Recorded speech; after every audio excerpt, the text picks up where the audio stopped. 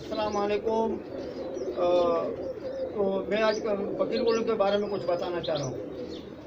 मैंने बड़े बड़े उस्ताद उस दौर के, यानी मेरी उम्र से बहुत बड़े, यानी मेरे जिस वक्त मैं इनके होता तो उस वक्त उनकी उम्र 95 साल की उम्र थी।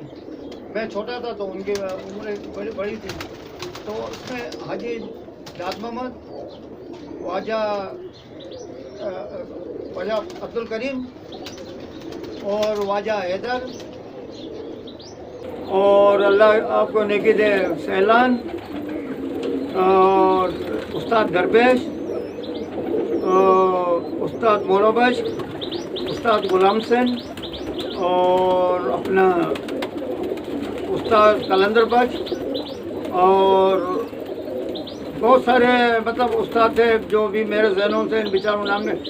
लेकिन आज एक नई बात मेरे सामने आई। मैं एक जगह मैयत हो गया था, मैं वहाँ गया तो मुझे एक 85 साल के उम्र का आदमी मेरा जानने वाला मिला जो आज भी मौजूद है।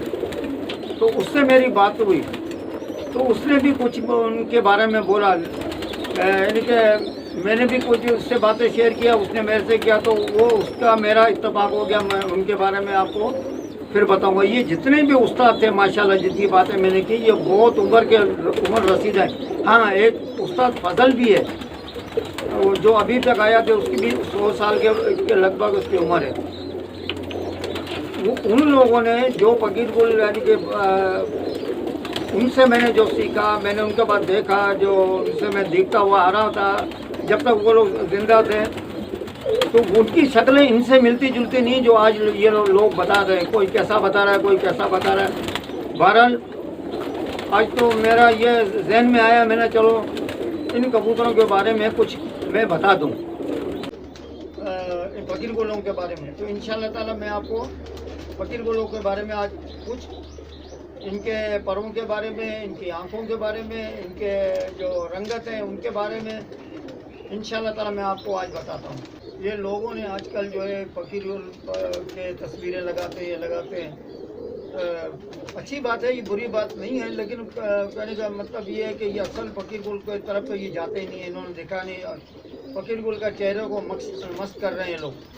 अब है ना, मेरी आज उम्र तकरीबन 70 साल हो गई है। 70 साल के अंदर मैंने 1974 से यानी बाजिया में उड़ा रहा हूँ।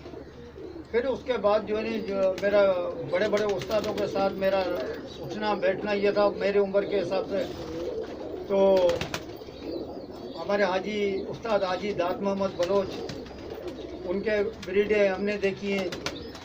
फिर उस्ताद अपना तुम्हारा ख्वाजा हैदर, उनकी ब्रीडें देखी है। फिर उस्ताद अपना सैलान, उनकी ब्रीडें देखी फकीर गुलों की। फिर उसके बाद यानी उस्ताद दरवेश, उस्ताद मौलाबश, उस्ताद गुलाम सेन, उस्ताद हाजी अहमद, उस्ताद अपना दिलबश, ये बहुत सारे उस्ताद हैं।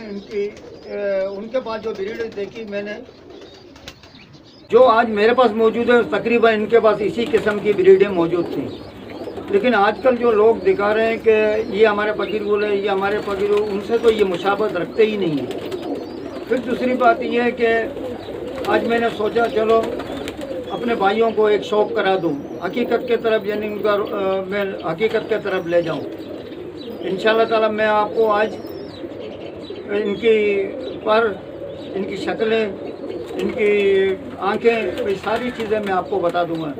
ये हमारे बड़े बड़े नामचीन उस्ताद थे, जितने भी मैंने आपसे नाम गिनवाए, से अलावा और भी है मेरे जहन से निकले हुए।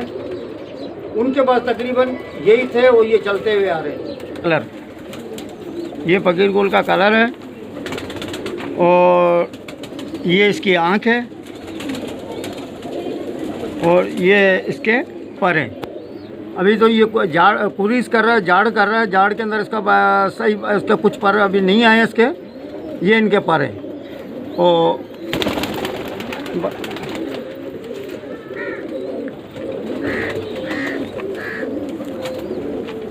ये इसकी आँख है।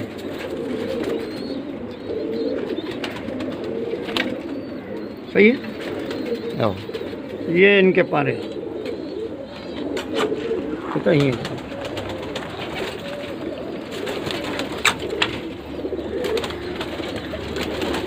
पसंद है?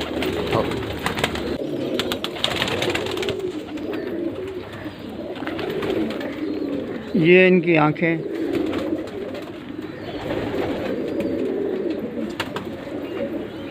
ये इनके पर हैं।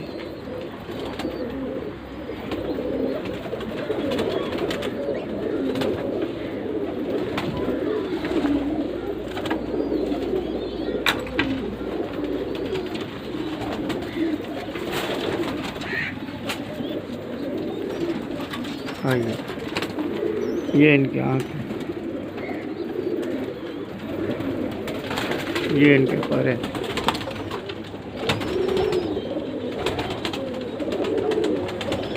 सही है।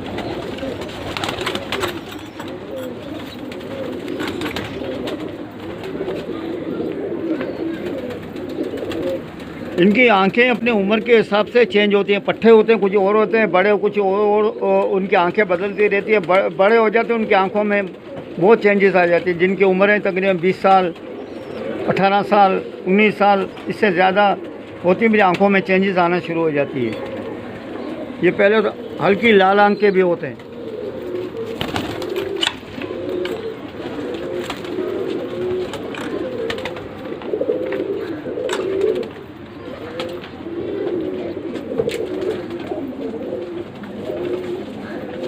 ठीक है। और ये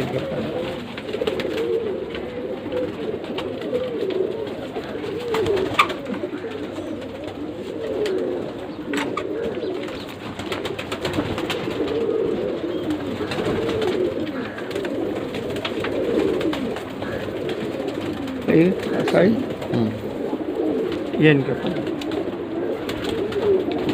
सही है।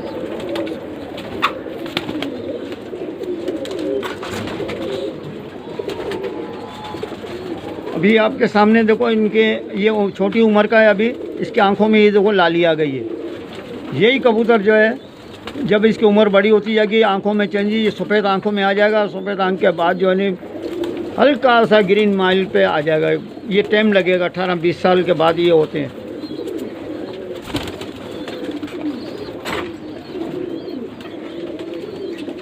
बोबा कड़ी हो रहा है ना, उन्हीं मान चलना।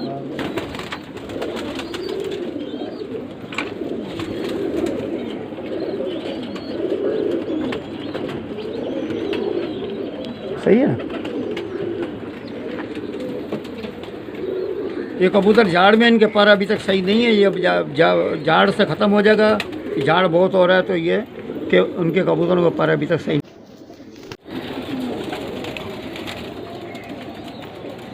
नाग वाले फ़कीर को लिए ये ओरिजिनल ब्रीड है, इसमें कोई मिलावट कोई चीज़ नहीं है ना, तो उसमें कोई ओरिजिनल नाग वाली ब्रीड है ये फ़कीर गुलों की।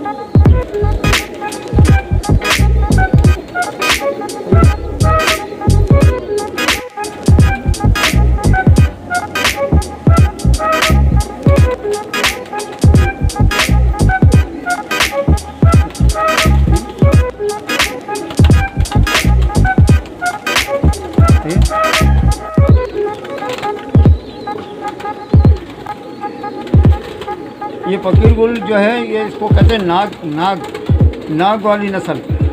फकीर गुलों में नाग वाली नस्ल, इसका मैं शौक कराता हूँ अभी। ये पट्ठे हैं, ये छोटे भैया गोल कैंच किए हुए पट्ठे, ये नाग नस्ल के कहलाते हैं फकीर गुल। सही है।